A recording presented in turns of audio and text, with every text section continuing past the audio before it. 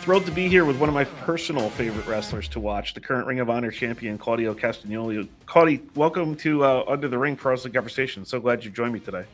Oh, thank you very much. Looks like you are under the ring, kind of. I can be. um, after a 6-year run in the original run of Ring of Honor, you had what I felt was a very successful 11-year run with WWE. You debuted in AEW in June. You've since won the Ring of Honor Championship. What appealed to you about coming to AEW at this point of your career? Um, a new challenge. I feel like I needed a new challenge. I feel like I needed um, a a breath of fresh air, and I felt like AEW would give me all those opportunities. And it's also, I feel like you need to keep taking risks, and by that I mean you can never stay complacent. So a change of scenery at that point I felt was necessary and wanted, because um, I always want to improve myself. I always want to get better, and I never want to just like stay complacent or be complacent. So I felt like the move to AEW was something that would help me, and it definitely did. And having the rivalry with Chris Jericho and then becoming the champion, being at the top of ROH, what would you like this title reign to represent for yourself and for that, the revived brand now of ROH? I mean, it's this is a brand new ROH, and I feel like a lot more eyes are on it than maybe ever before, thanks to the internet, thanks to the fact that you can watch Honor Club wherever you are in the world. And I would like to share that passion and love for wrestling and for Ring of Honor that I had, and that I have. And I feel if you love wrestling, you love Ring of Honor, because no matter what kind of style, what kind of wrestling you like, you will see it in Ring of Honor. And what Ring of Honor always has been is the proving ground for new young talent that want to break through, that want to spread their wings. And I feel like that's what Ring of Honor is doing again. So if you have seen any of the first 3 episodes of Ring of Honor, Honor Club, Ring of Honor TV on Ring of Honor Club, I feel like you have that, you can sense that feeling of everybody just trying to put their best foot forward and just giving everything in their matches. And that's what Ring of Honor always has been. And that's what I would like to represent. It's very entertaining. Lots of different styles too, like you said, having the pure title in there with Wheeler Yuta is kind of a different kind of take on wrestling than maybe you see in some of the other matches on there. What did the first time I saw you wrestle was in the original Ring of Honor. What did the original Ring of Honor mean to you for your own career? I mean, it meant so much exposure. It was the first, I want to almost call it super indie, where all the big indie names came to wrestle and came to further their career, challenge each other, test their skills, so to speak. And um, to me, it meant being seen by a wider audience, being recognized by more of my peers as being good, getting a chance to work for different promoters afterwards. So I feel Ring of Honor has done a whole lot for me in my career. I was able to go to Pro Wrestling Noah thanks to Ring of Honor. So to me, it was a very important time in my career, and it meant a lot. It meant that I was wrestling for, at that point, it was probably Ring of Honor and PWG were the two top independent promotions, on the basis of crowds and DVD sales and United States wide and worldwide recognition. Yeah, so much exposure for you, and then obviously what you ended up moving on to do in your career too. So you'll be defending the title at Ring of Honor Supercard of Honor 23. It could be against Eddie Kingston. I know you guys haven't seen eye to eye in your careers, but I really think the two of you in a match could be a wonderful match and great business. How would you assess what you and Eddie Kingston would be like as a match? I mean, Eddie has been waiting for this match or a match like that for 10 plus years, right? I mean, according to him. Um, and it's definitely something that is unfinished business. I mean, probably more for him than for me. Um, and I also know that no matter what Eddie does and no matter what Eddie says, um, he is always a dangerous competitor just because he is so unpredictable. I mean, he's his own worst enemy, but that doesn't mean that he is not a very dangerous competitor in the ring. So, yeah, kind of leave it at that, I guess. Yeah, but I do feel like, having not seen it, when was the last time you would have wrestled him? Last time I would have wrestled him would have probably been sometimes in 2010 Wow, at Chikara. That would have been one of the interesting. last times in some kind of multiple man match. Yeah, because I feel like you guys are a good style. I mean, styles make fights. I always say that, right? So 100%. I think you guys, especially looking at what he's been able to do over the last little while with Jay White and with Drew Nakayama, it's interesting. He's had a lot of interesting styles clash matches of his own lately. So I feel like that would just kind of be the next step if it ends up being you guys at the Supercard of Honor. And also, like I said, I think it would just be a great match because I I like mean, both of you. I mean, he certainly did because his style kind of clashes with everybody's style. I mean, he's just a straight up brawler, and very unpredictable. Like I said, yeah. I mean, I don't particularly care for him anymore. So um, so I mean, I think it will be a great match for the fans that have been waiting to see it because um, I guess there is unfinished business, and to finally shut up Eddie would be appropriate. Otherwise, he'll just keep running his mouth. That's just how. That's just how.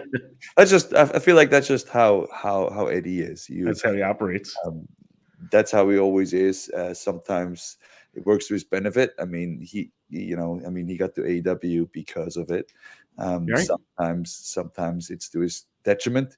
Um, like I said, I feel Eddie is his own worst enemy, and as much as he likes to hype himself up, and he probably thinks he has a shot at the Ring of Honor World Championship.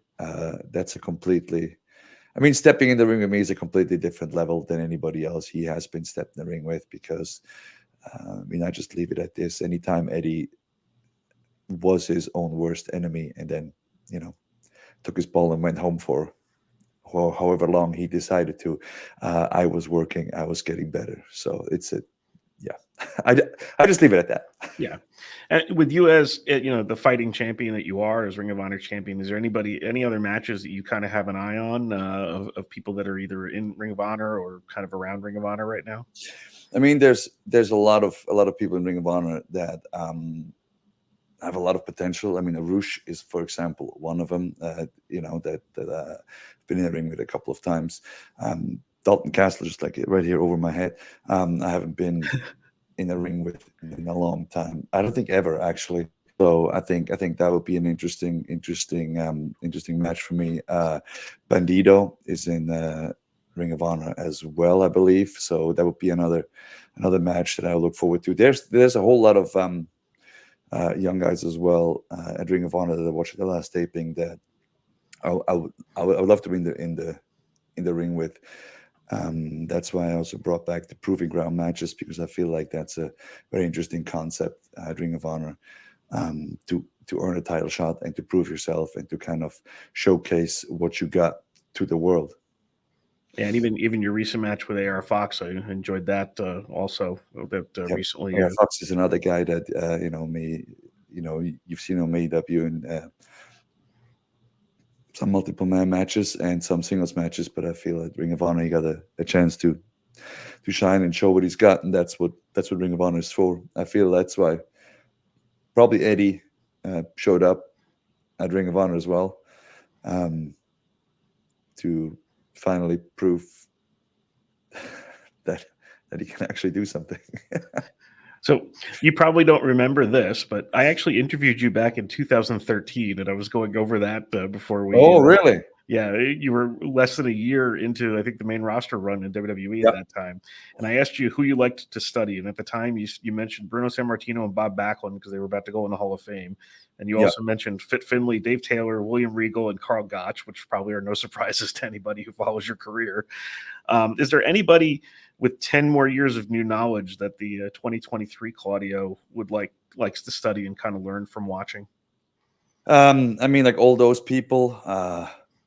I mean, you can throw William Regal in there as well because I watched some of his early matches lately. Been a lot of fun. There's You never stop learning, and you never stop discovering new people you can learn from. I just watched some Ultimo Guerrero matches lately. Dr. Wagner Jr. There's a lot of that. I watched some old New Japan. Just like last week on the way to work. So you never stop learning. You never find new guys that you can learn and pull from. And what's old is new, I feel like. And a lot of the guys probably try to, you can see it when you watch the current wrestling product as a whole, that if something works for somebody, a lot of people kind of like rip it off or Right. try to emulate it. I try to go kind of the opposite route and find something that's way older and maybe obscure, and try to see why it worked, how it works, and how it can be implemented nowadays. And that's the fun for me. And yeah, that's so I never stop learning the people that you mentioned, and there's so many more.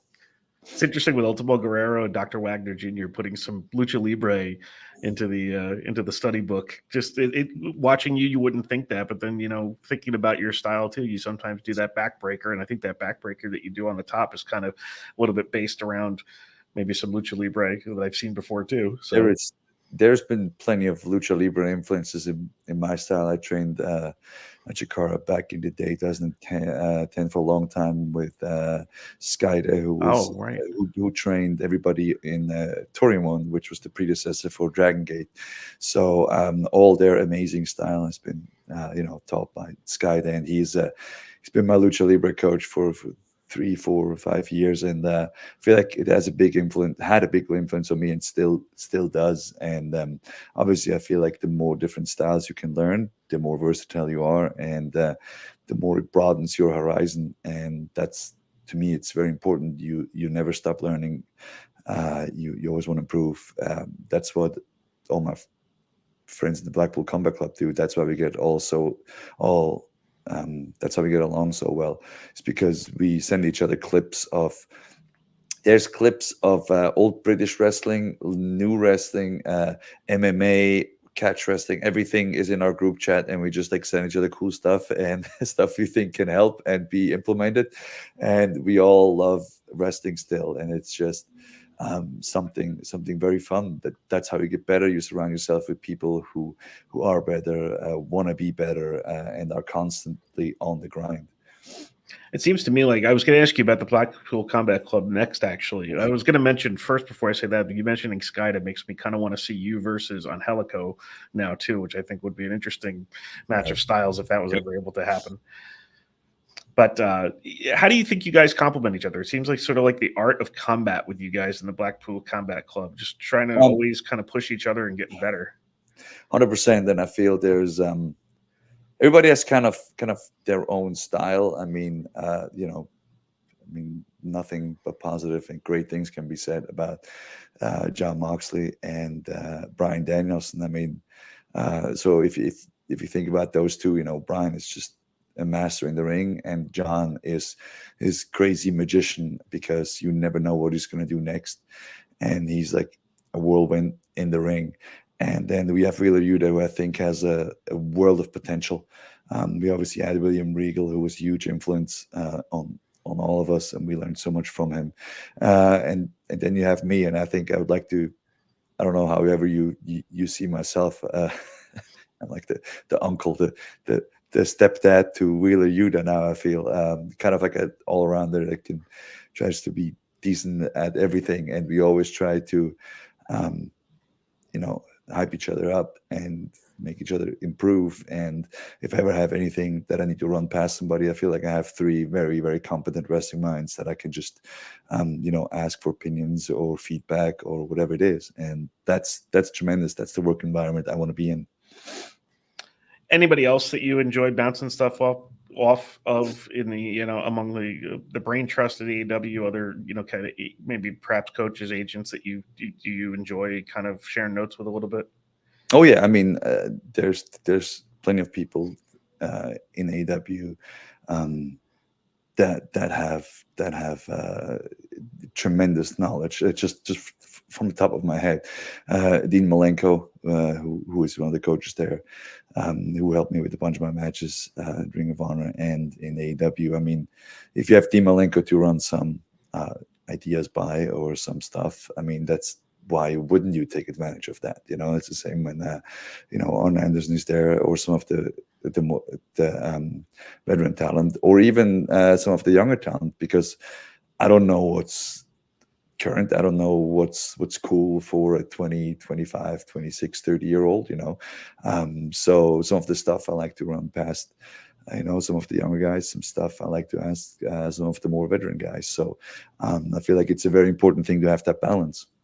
Yeah, and it's interesting learning from the younger guys too. I remember when I had Ricky Morton on the show not long ago, and I was telling him, that I saw him live, and I was like, I watched you do a Canadian Destroyer and a tope. And you're 60-something years old, and you're throwing that into your arsenal at that point. So you're always learning. Yeah, how in what ways do you think your style has changed over the course of Ring of Honor, WWE to now? Like, what do you think are the main changes about it?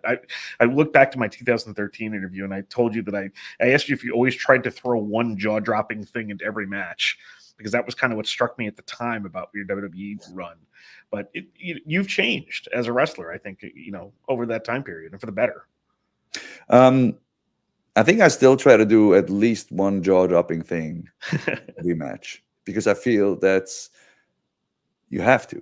I feel like you have to, and I hope I didn't change in that aspect, because I want all my matches to be must-see, and I mean, to have something jaw-dropping in each match.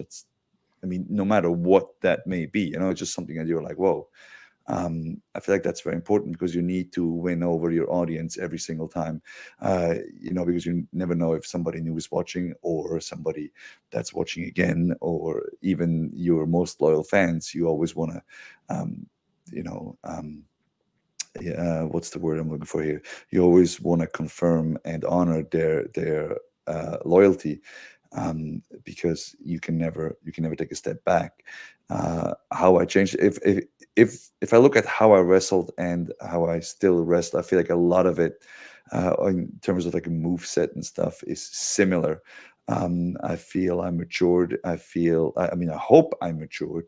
And with as many reps and matches as I had, I try to streamline and perfect everything. And I'm still at it. So to me, it's the whole body of work. Yeah. That I feel like got better, got different. But I still would like to have. I still hope I have that thing of, there's always one thing that's jaw-dropping. You never quite know what's going to happen. There's still that uncertain curiosity / twinkle in my eye that you never might know what's going to happen. And I always wanted that when my music hits and I step into the ring, that quality wrestling is going to be on TV. Absolutely. I think the jaw dropping thing was more for me back then, because you were a little newer to me at that point. I'd seen you in Ring of Honor a bit, but then watching you more consistently, you learn what you do, and you learn how it fits in, and you could always hit that uppercut out of nowhere that nobody's seen coming, the pop-up uppercut or something. There was always something with spinning Seth Rollins around your neck. Yep. Yeah. There's always something like that gets your attention every single time. So you mentioned Yuta before. I was looking up too. Like right now, AEW has one of the best tag divisions I can remember anywhere, really. Mm-hmm. And has the trios and stuff too. And looking back, you've been in so many successful tag teams for the eras as the Swiss Money Holding, with Chris Hero, the Kings of Wrestling, with Tyson Kidd, with Jack Swagger, with Sheamus as the Bar. to you, and I think you and Yuta Nakamura. have Nakamura as tag champions, right? Yeah. 7-time tag champion. I don't know if people realize that, total all the time. But what makes a great tag team, in your opinion? And Chemistry, 100%. Chemistry makes good tag teams.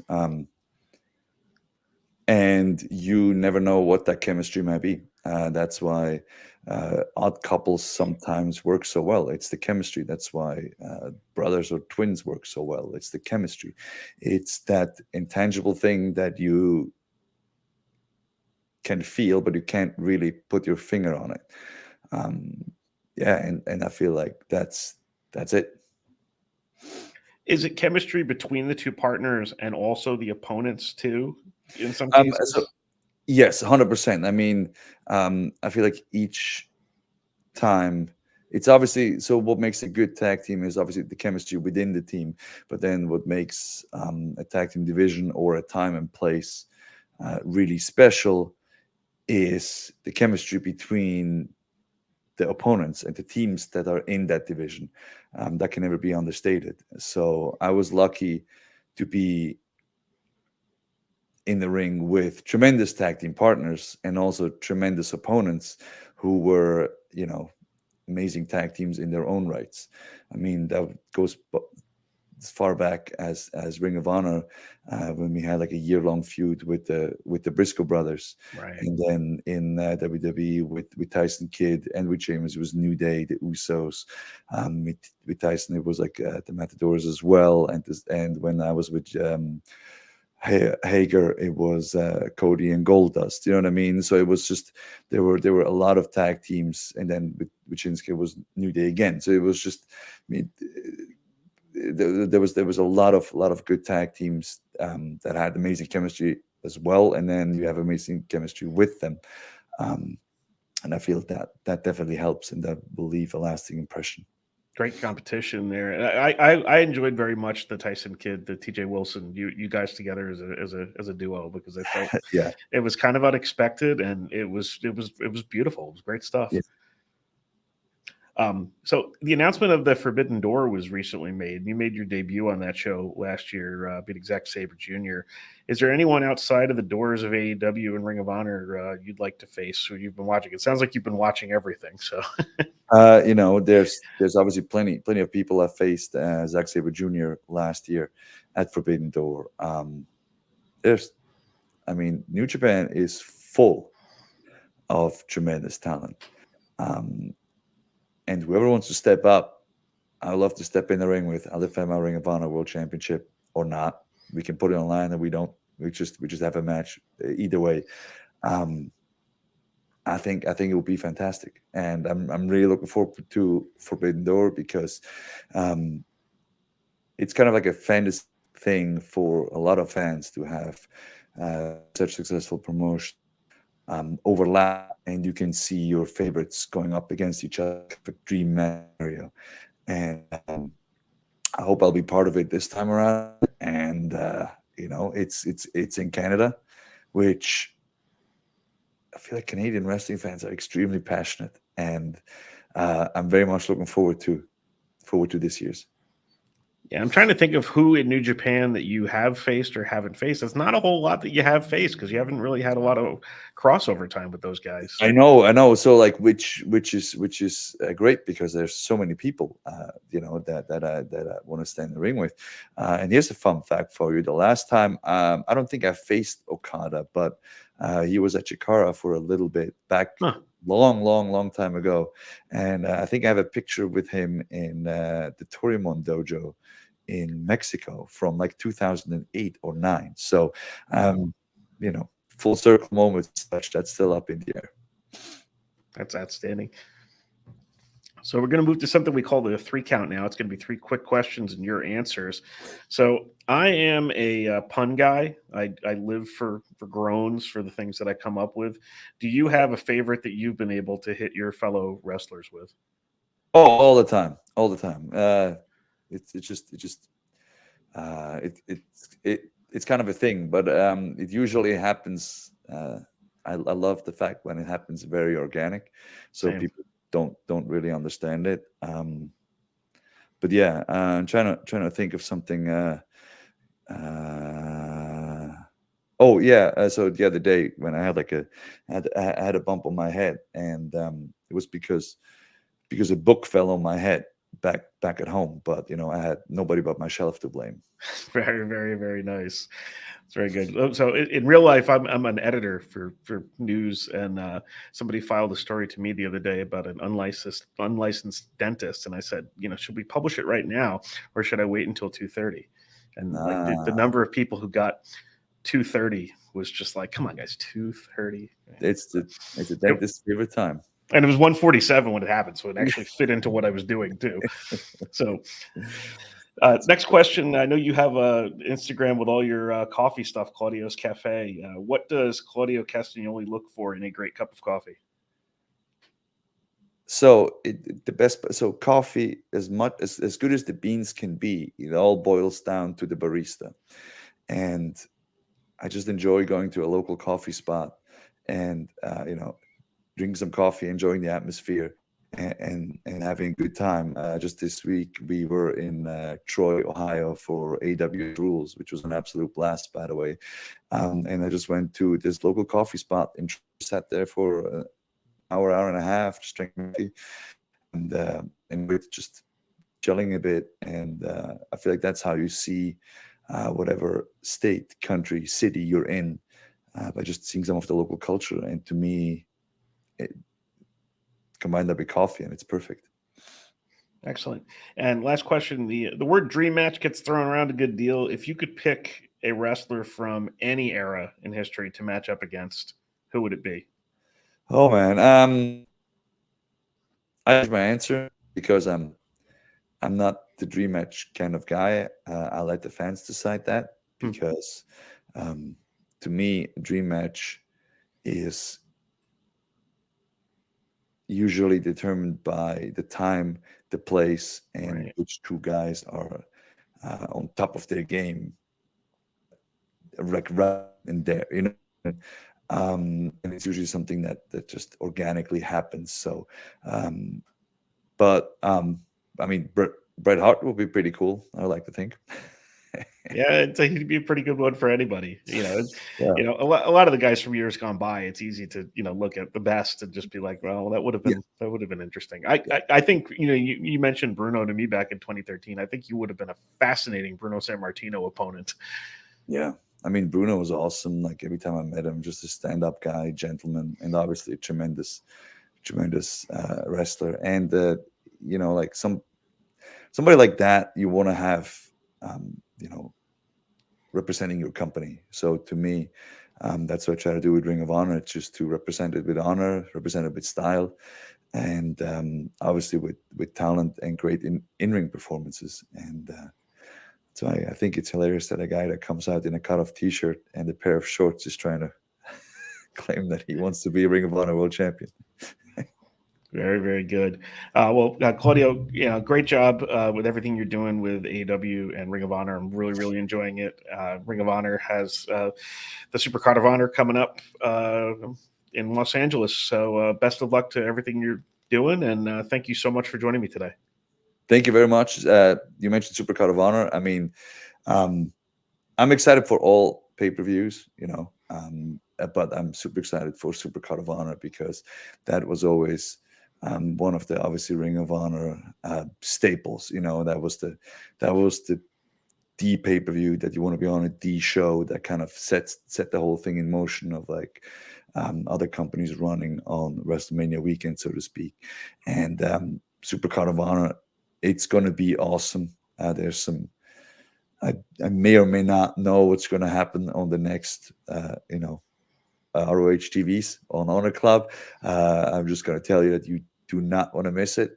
And it's going to be an awesome pay per view. I mean, I look at the talent behind me, and then look at the talent that you can see on Ring of Honor every week.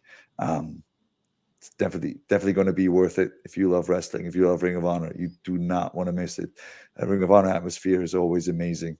And I'm looking forward to everybody who's going to be there live in person at the show because you guys made Ring of Honor what it is, and you guys keep Ring of Honor what it is. And I really appreciate everybody that already got the ticket or will get the ticket, because it's going to be a show that you'll remember for a long time. I guarantee it. Very good. Thanks so much for being here.